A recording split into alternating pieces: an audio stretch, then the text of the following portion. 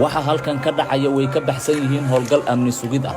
fal argagax leh oo marka si loo eego awood adeegsi ah ayaa lagu fulinayaa aqalada qoyska Soomaaliyeed kuwaas oo guryaha loogu daatay saqbar 9 saac habeenimo xilli xitaa martidu aysan banaanayn ciidan wajiga soo xirtay sida shabaabkii oo kale oo aan ogeyn waxa ay iska qarinayaan askar aan u nidaamsanayn hanaanka ciidannimo oo la moodo shufto qorigana uu ka soo horeeyo ayaa gurigan aad hadda arkayso u dhacay shacab Soomaaliyeed deganaana argagax ku beeray xilli habeen ah goobtu waa degmadooda jir wuxuu gacmaha la galayaa boorsada dharka ee haweenay hooyo ah waxa uu sidoo doono u gudgudinayaa dharka daadinayaa oo uu midba doc u tuuraya u fiirso dharka waxa ku jira duruucda nooca xariirta ah ee dumarku ay aad ku jecel yihiin laakiin askariga oo aan marnaba raali gelinayn ilaalinayna qalbiga hooyadan Soomaaliyeed ayaa dharkeedii ku istaagaya dhinaca bidix ee sariirta uu ag taagan yahay waxa jiifa wiil yar oo 4 sano jir ah hurdadii ayuu ka soo salaliyay askarigan xuurtaysan xitaa uma aabayeelaya ilmaha yar mana ilaalinaya dareenkiisa ee waxa uu marba dhinac u tuuraya dharka marna uu ku boodaya sariirta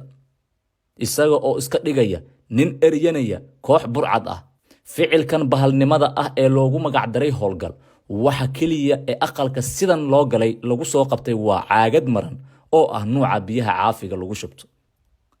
rag waaweyn oo xaasaskoodii iyaga oo la jiifa inta guriga loogu galay la soo xiray dhalinyaro masaajidka u jarmaatay si ay u soo oogaan salaada subax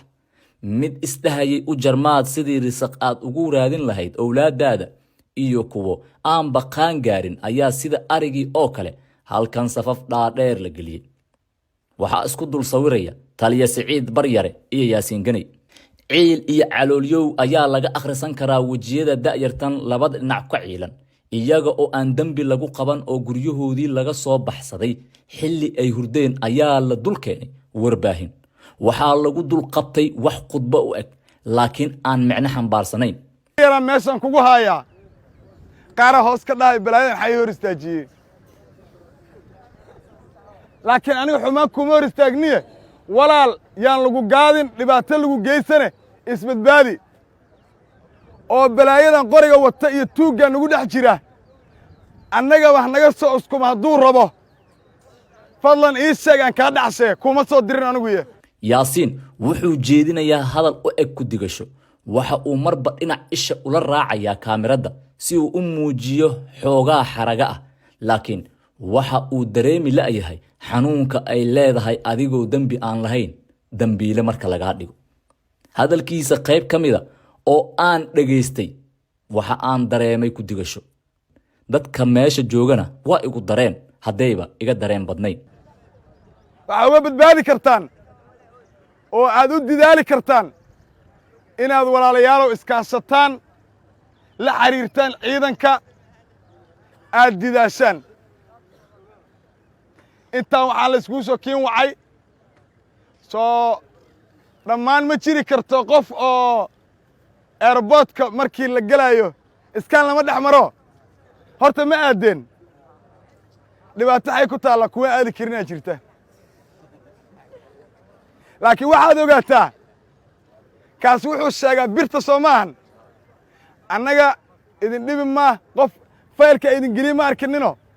qof walba qalab aan wato gacanta saara qalabkaas gacanta ii saara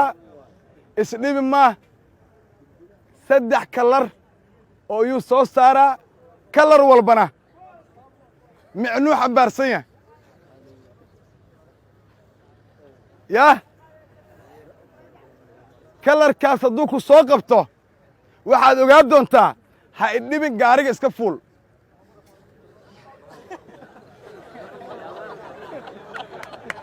qof aan dhiban ma jirta qof walba wuu ku soo qabanaa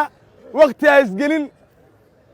waa wax laga naxo ahna la yaab in iyadoo la og yahay kooxaha burcadda ah meelaha ay joogaan iyo xilliyada ay dhibaatooyinka geystaan inaan waxba laga qaban balse masaakiin guryahoodii iska jiifta iyo nin xaaskiisii saq dhexe la harjadaya in guriga inta loogu dhaco la dhaho waxaa tahay ciyaal weero iyo tuug bal ka waran haddaan ku dhaho dadkaas dambiilayaasha laga dhigay dhammaantood waa la sii daayey markii ay ku dulboolo xoofteeyeen yaasiin iyo siciid iyaga oo aan wax cudurdaar ah siinin ka raaligelinin dhibka ay u geysteen ayay markii khudbadahoodii ay dhammaysteen ku dhaceen gaadiidkii ay wateen halkaasi oo ay nooga caddahay awood sheegasho aan geedna loogu gaban